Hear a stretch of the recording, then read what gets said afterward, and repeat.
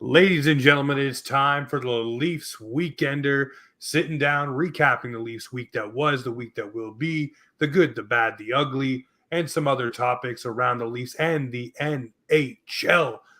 As always, well, maybe not as always, but my co-host, Mr. D434, finally back in the house. It's been a little while. Dylan, how's it going? It's going great. It feels like it's been 11 years since I've been on the pod, but it's been like 4 weeks. So it's good to be back. Happy New Year, everybody. I hope everybody had a wonderful break, and let us know what you got for Christmas. Sports related, of course. Throw it in there. Let's see what's going on. As always, thank you very much to our friends over at Boxing Rock Brewing Co., the big beer for the big podcast. And that's just offside in your ears, recapping the week that was.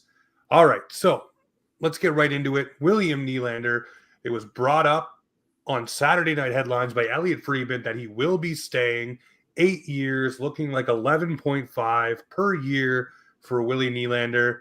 If, and I said this in a tweet yesterday, if we are getting the version of William Nylander that progressed last year and is this year for the next 6 years, because we all know guys tail off at the tail end of their contracts, it's just what happens. You're paying them for the prime years. But if we get 6 years of William Nylander being William freaking Nylander, I'm not mad at it, man. You got to pay stars. And with the cap going up, John Tavares moving from his big contract to probably a smaller contract, other guys like Brody's number coming off, probably going down as well. I think this is what you need to do. And kudos to Brad Treliving and the Toronto Maple Leafs for getting the deal done. Because the narrative around Canadian teams lately is stars and big players don't want to stay here. Well, now we have Austin Matthews done and William Nylander done with some term, each differing, of course, between guys. But Dylan, $11.5 million for William Nylander. Are you for it or against it? I know our little argument over on Instagram. But I sent that to actually Clark as well, and he had some good points too. But I was trying to explain to Clark that,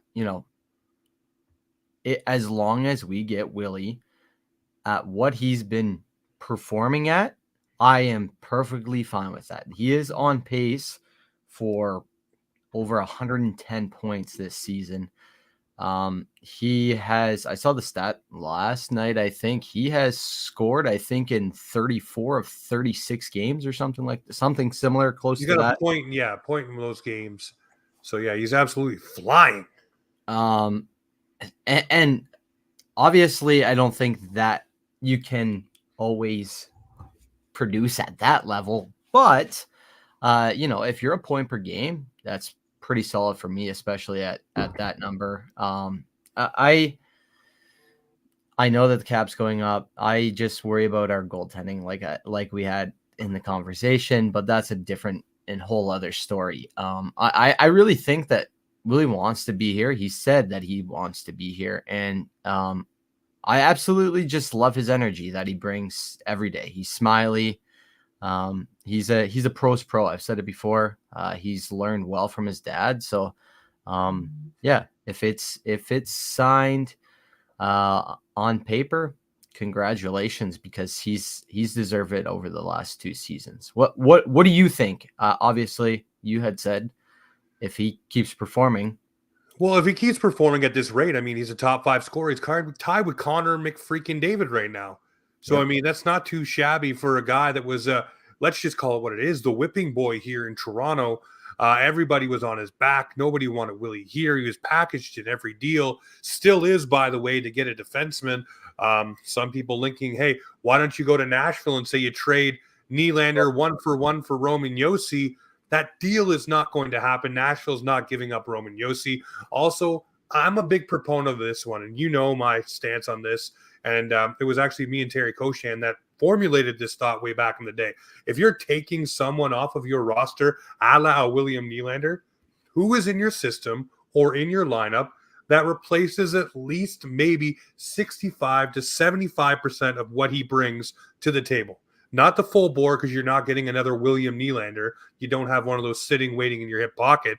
But do you have someone to bring on that offense that you are going to lose? And a lot of people saying and stubbing their nose, we have enough offense, we need defense. Well, if you go from your surplus and you switch it and bring it down to your defense, no longer is that surplus there. No longer do you have those points there, which makes you so dangerous.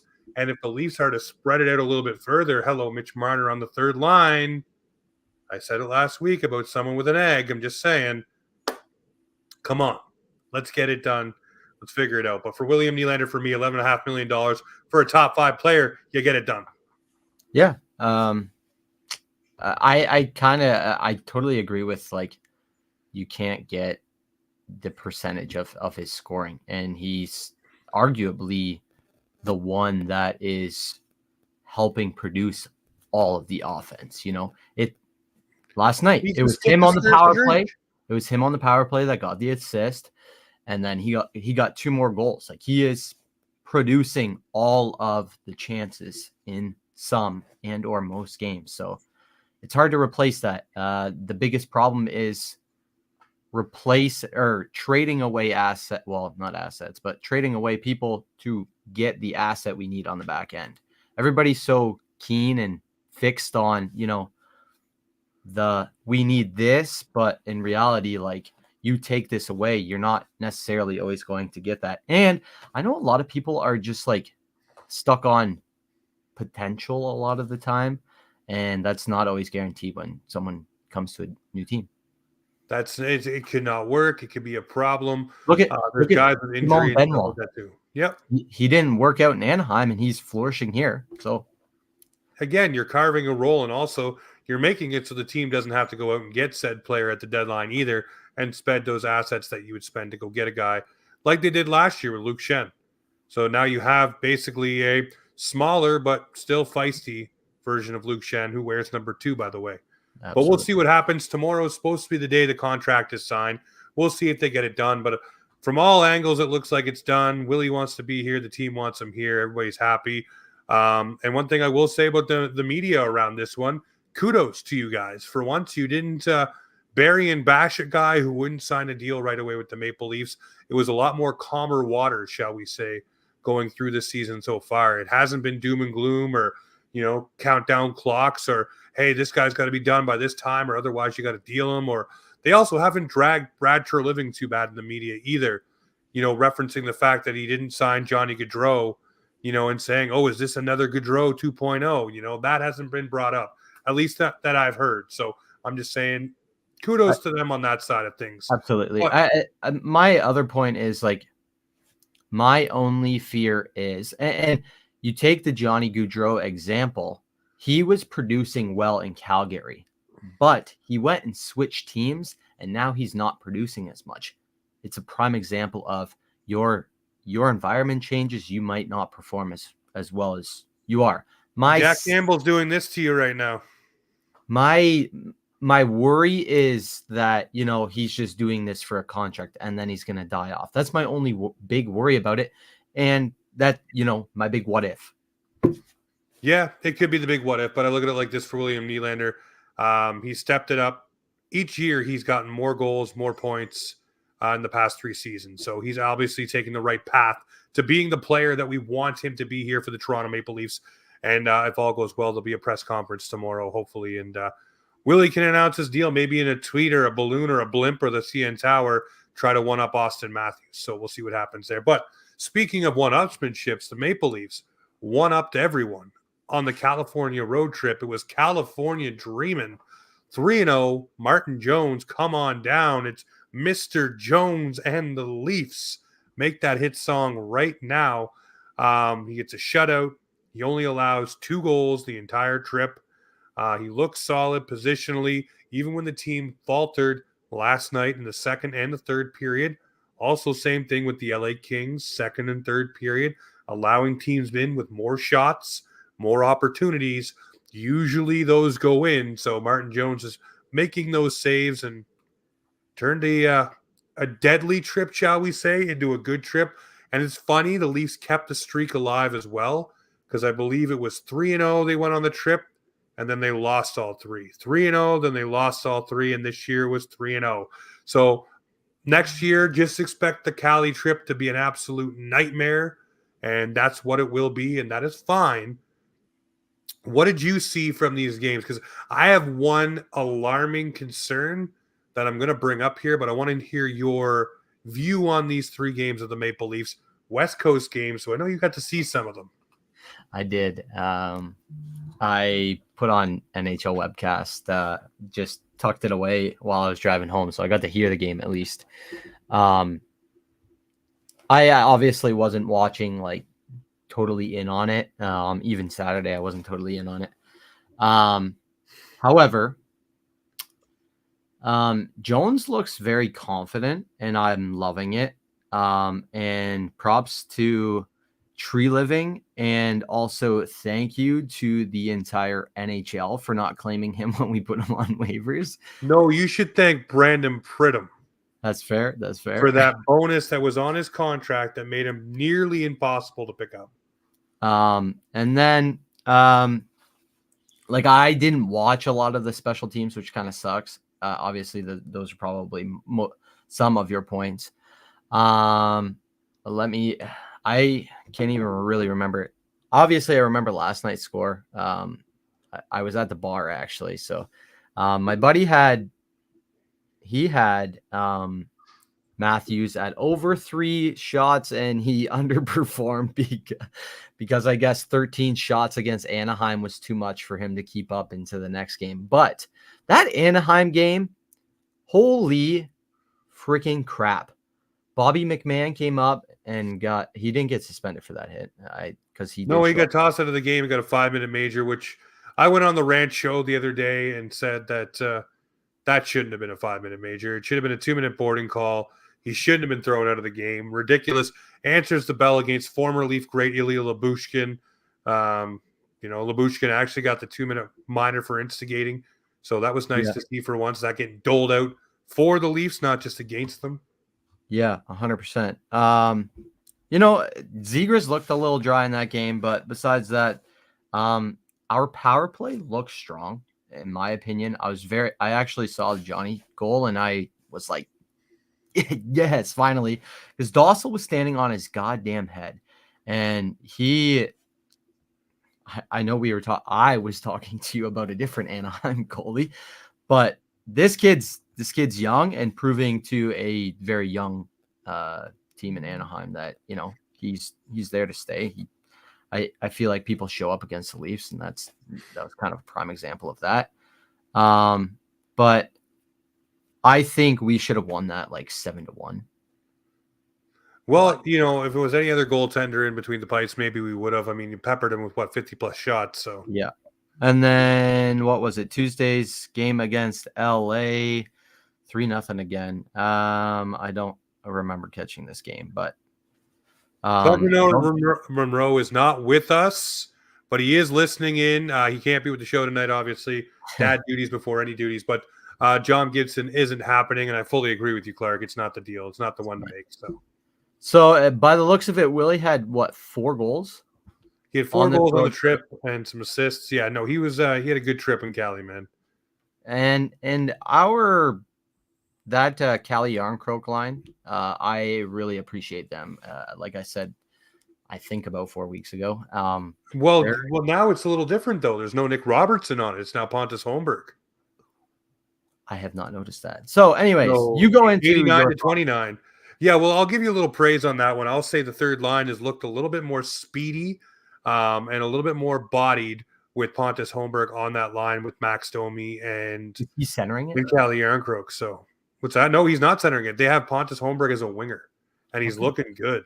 So, and we all know my love-hate relationship with Holmberg there, obviously on the draw. He's not the most astute. But the problem that I have with the Toronto Maple Leafs here is if you want to be taken seriously as a threat for the Stanley Cup, your penalty kill has to be absolutely bang on, pretty damn good. I'd say probably top 10 in the league. The Leafs are now 21st in the league on the penalty kill, even though they had a pretty darn good trip.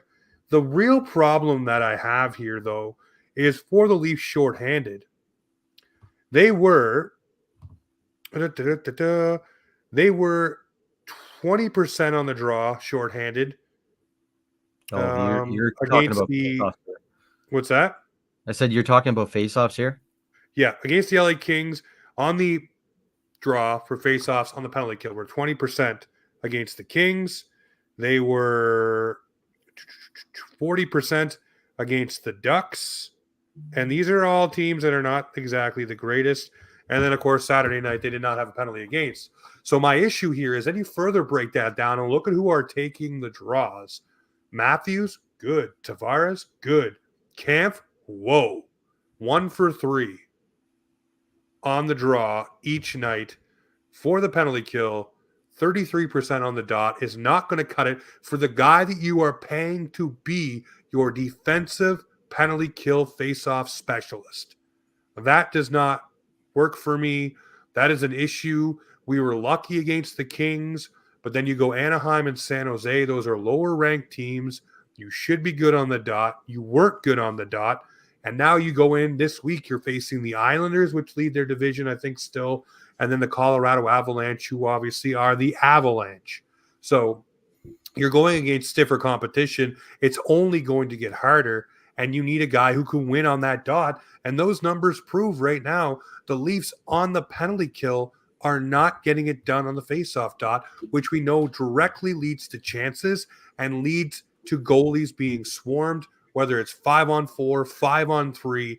They need to figure it out. I don't know that they need to bring in someone special to run the dots with them, have Malhotra just drill Kampf. I don't know what needs to be done here, but that is a concerning thing. You're 21st in the league on the penalty kill, and you also are not winning those defensive zone draws on the PK, which are crucial, and you're not doing it. And I'm saying this after the Leafs just went 3-0 this week. I'm still saying when you are rolling, the little things matter. And you look at the second and third period against the Kings and the second and third period against the Sharks. They took their foot off the gas. They looked sloppy, lackadaisical, and they let the teams outshoot them. And 9 times out of 10, if you're being outshot, you're being outchanced, and then you're being outscored. So you mirror that with the fact that they're not winning on the faceoff dot. It becomes a snowballing problem that needs to be fixed. And you should be doing those fixing against lower level teams. But it seems like for whatever reason, they're just like, we'll score 2, we'll score 5, and then we'll win. It just doesn't work like that. And now you're going to face stiffer competition. And I think those things will rear their ugly head once again for this team. But kudos to them going 3-0. Kudos to the defense blocking shots, standing up for each other. Benoit doing his Dustin Bufflin impression, dragging 2 guys out of the scrum. And he got the belt. He had like what 19 block shots over. He's been insane. Benny's been awesome.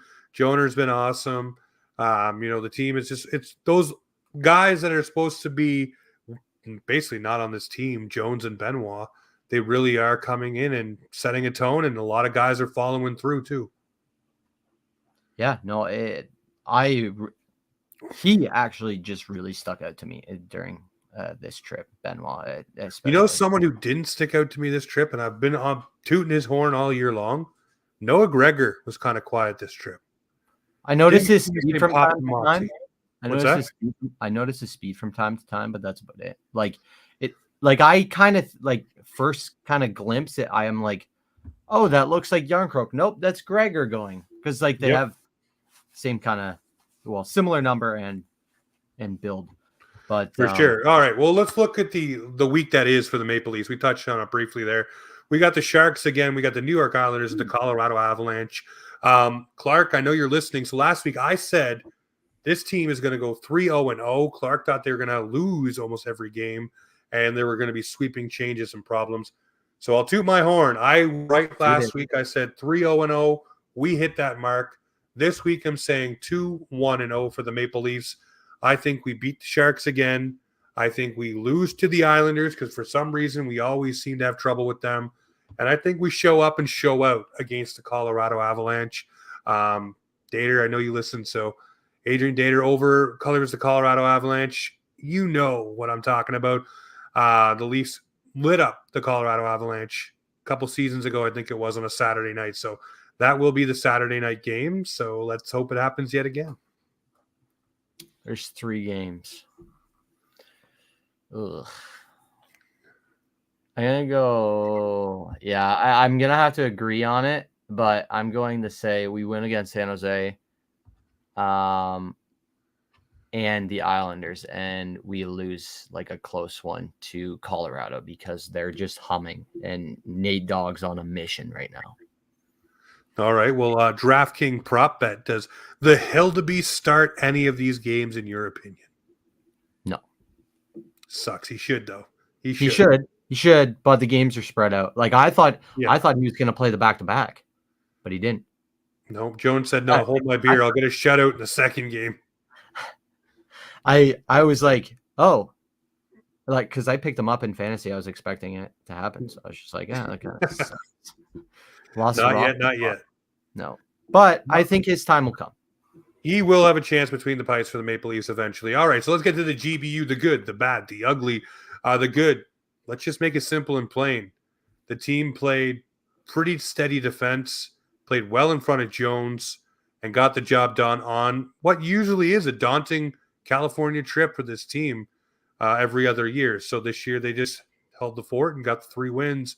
So the good is the team coming together on the Cali trip and getting her done. What is your good for the week? Good.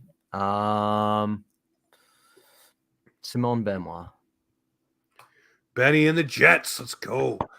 All right. So the bad this week, the bad for me is what I've already focused on, and that's the defensive zone faceoffs on the penalty kill, leading directly to chances, goals, etc., and a 21st ranked penalty kill. Just will not cut it against the league's elite, and it will not cut it going into the playoffs. That's my bad for the week. I will touch on that and say specifically the shorthanded goal that Anaheim got. It kind of just grinding my gears. Yeah, it's not fun. It's never fun. The ugly for me this week, I don't really have much of an ugly for this team. There wasn't a lot of ugly out there, to be honest with you, with the Maple Leafs. So I will say, I'll say we'll punt the ugly this week on my side because. Well, I haven't been here in a while. It's just Sammy. I hope he recovers, but. Yeah, well, I mean, that's not even ugly. That's just I feel bad. It's ugly in the sense of what happened, but I hope he bounces back. Well, speaking of bouncing back, our friends over at DraftKings, they bounced over with the Hockey Podcast Network. And we know hockey games move fast, but with DraftKings Sportsbook, an official sports betting partner of the NHL, you can score faster than anything happening on the ice. This week, new customers can get $5 and get $200 instantly in bonus bets. So if you want to bet on that Maple Leafs San Jose game, or maybe the Colorado Leafs game I just mentioned where they may blow them out again, that's where you want to go. So download the DraftKings Sportsbook app with the code THPN. New customers bet $5, and in the NHL, you get 200 in instant bonus bets. Only on DraftKings Sportsbook with the code THPN. The crown is yours. Gambling problem? Call 1-800-GAMBLER or visit www.1800gambler.net. In New York, call 877-8-HOPE-NY or text HOPE-NY 467-369. In Connecticut, help is available for your problem gambling. Call 888-789-7777 or visit ccp.org. Please play responsibly on behalf of Boot Hill Casino and Resort in Kansas. 21 plus age varies by jurisdiction, void in Ontario. Bonus bets are set to expire 168 hours after issuance. DKNG.com/hockey for eligibility, deposit and restrictions, terms, and responsible gaming resources. NHL and the NHL Shield are trademark registered of the National Hockey League. Copyright NHL 2024. All rights reserved. So get over there, DraftKings. Get her done. Here we go. We're back at her. All right. So Clark Monroe's chimed in with an ugly. The fans' reaction to Willie's numbers. We've locked up a top 6 scorer for 8 years, allegedly. That should have everyone revved up. End of story, period. I 100% agree. Clark, I don't know if you were here off the top, but we actually talked about this already, and we both pretty much said the same thing. You're getting a top 5 guy for 8 years, probably 6 of the prime. I'm not too mad about it at all. Yeah, He's Leaf what, fans need 26 to or calm down. 27? What's that? He's 26 or 27? 27. 27. So it'll be about 35 when he's done. Not too shabby, if you ask me. But yes, that is the ugly. Come on, guys. Get excited. We have Matthews locked up. They said we couldn't do it. Nylander, they said he wasn't staying. Marner will probably follow suit. Riley's here for a long time. The core of the guys that we want that are superstars have agreed to stay with the Leafs, while guys like Panarin, Gaudreau, Tkachuk, all switching and going to different teams. So I'm happy the Leafs are able to get it done. You're right, Clark. That is an ugly one. It's a bit of an ugly one across Leafs Nation, but I think once it's done and everybody can celebrate a little bit, I think we'll be all right with it. But let's keep rolling here. Down the sandwich board we go. I'm talking about Martin Jones and saying let him cook. I asked you about Hildeby because I wanted to see where your head was at. For me, I say, hey, these guys got to let Martin Jones keep cooking in that net. He's looking good. He's tapped into the fountain of youth. Allow him to go on a run. Even when Wool comes back, don't rush Wool back in between those pipes. Let him fully feel good in practice.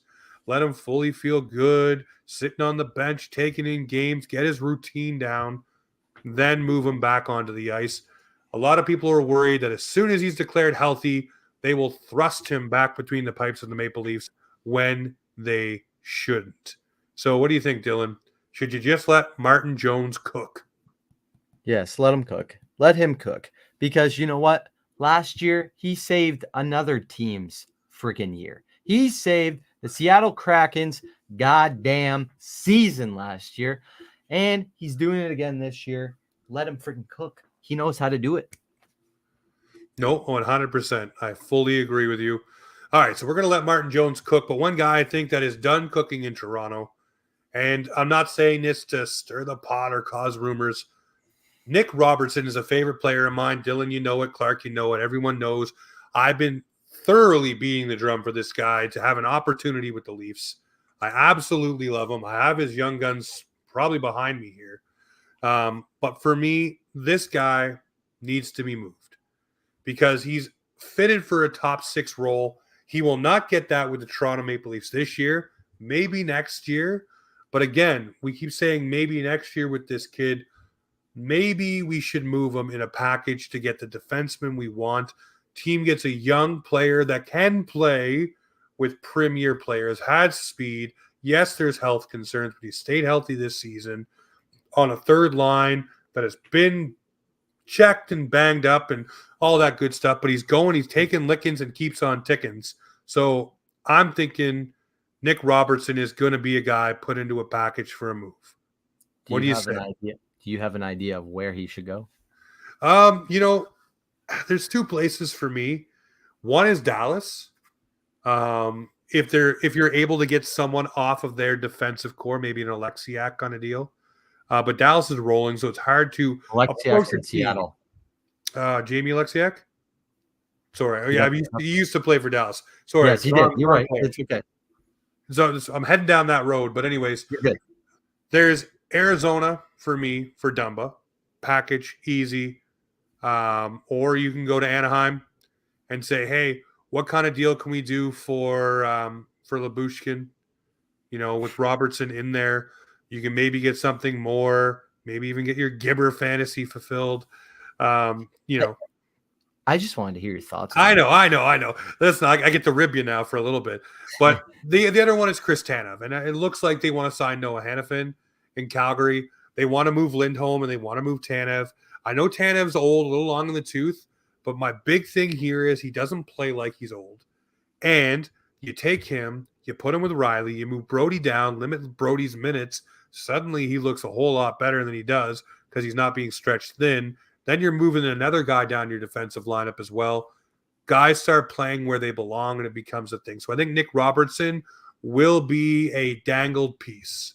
And it sucks to say that because I know he's going to go somewhere like Brad Boyes did and pop off and score probably 25 to 30 goals somewhere as a top will. 6 forward, but he's not doing it on the Leafs. And that's just the bottom line, guys.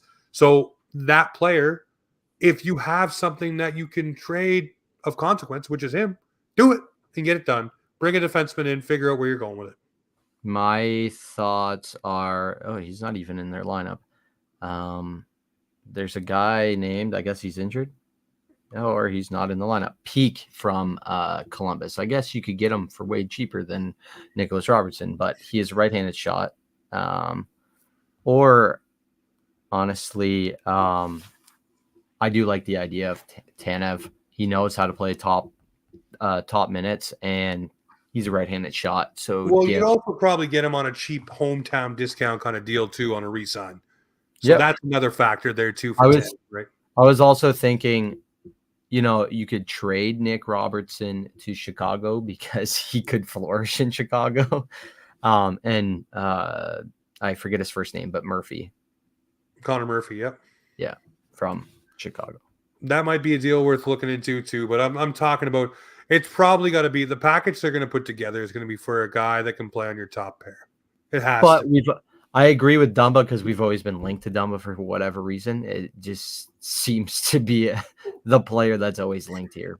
Maybe you bring in Dumba, and that's the move right there, and you shore up that D again, shifting everybody where they need to go. I don't know, but Robertson, for me, he's done in Toronto, in my opinion. Pontus Holmberg has looked great on that third line. Bigger body, has the speed. Maybe he's built to be a winger, so we'll go from there. My other thought is I was watching the Winter Classic, and this person stuck out to me, Adam Larson.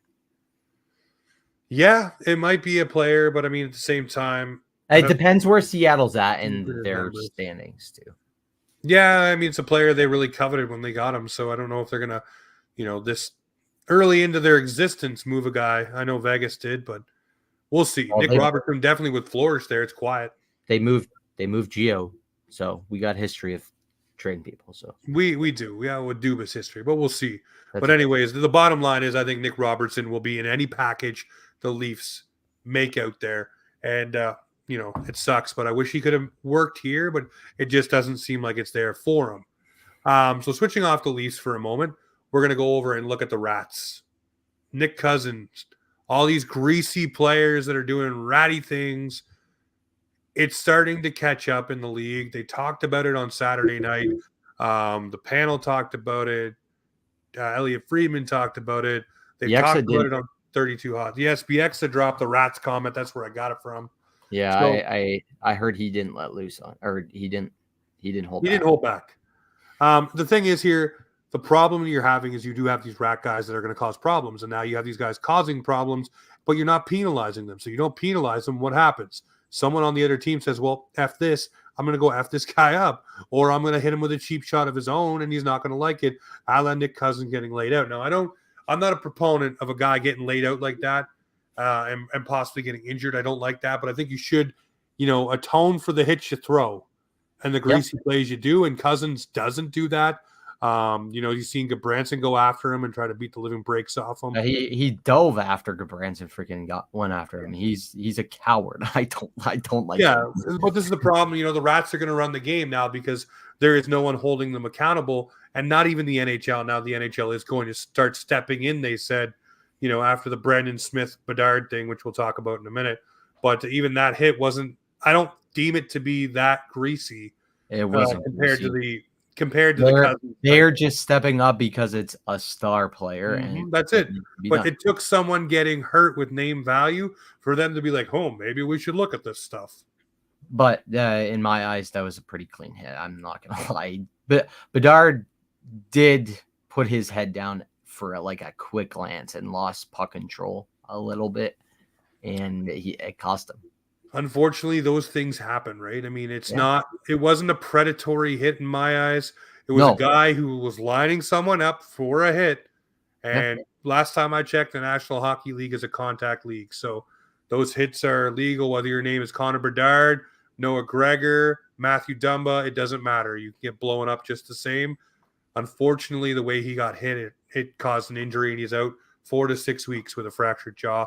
We'll miss the All-Star game. That's not good for the All-Star game. I was No, just gonna say. especially he's all over the marketing, right? So yeah, that sucks. But, oh well. Yeah, I mean we've talked about the Rats Bedard and we talked about boarding already. The NHL is going to address it. It's going to be on the, I guess, agenda whenever they talk next. You will see, I think, the refs start to uptick any hits along the boards that are deemed aggressive, which kind of sucks because we do like board play. But I think any hit on the numbers that drops a guy, it's going to be an instant, and they're not even going to talk about it. They're just going to. Well, we kind of saw a lot of this situations happening in the World Juniors. So yeah, I think it's something that needs to be addressed, whether it's in game or. Well, they're going to overcorrect like they always do, and then the pendulum will swing back to where where it's finally okay. This is where the rules are. But right now, they're going to get every perpetrator they can just to kind of draw a line in the sand. Hey, you can't do that, and I like that because once you know what the rule is, you don't act like an a-hole no more, and that's the best thing. Lastly, we have a buddy, John. He's battling cancer. You know more about the exact cancer. I can't say it off the top of my head. Multiple myeloma. It is a bone cancer. And from what I heard from John's video, it's taking up about 70% of his bones. And obviously there's no cure at the moment for multiple myeloma, but there's obviously drugs out there to prolong your life going forward and whatnot. But obviously this has kind of struck a nerve in me. As many of you know, as James knows, I went through my own battle for about 4.5 years, and hearing the news, especially around the time he did, I heard the news around the same time. It was just before Christmas. It's never easy. But I try to make a video. It hasn't hit its waves, but there is a Spitting Chicklets night in Orlando, and I know John's around the area. I don't know exactly where he lives in Florida there. And he was actually headed to the teddy bear toss, I think, within the week before he found out the information. 100%. So obviously the Solar Bears mean a lot to him, and he loves the team. So if anybody from the Spit and Chicklets podcast is listening, or anybody has connections to them, we want to try and get John to the game. Obviously, I had my own experience. I got to meet Austin Matthews, and I know what that specific night means to somebody that's going through a battle. So I want John to have a night where he can just forget about everything that's going on and try and celebrate and have fun.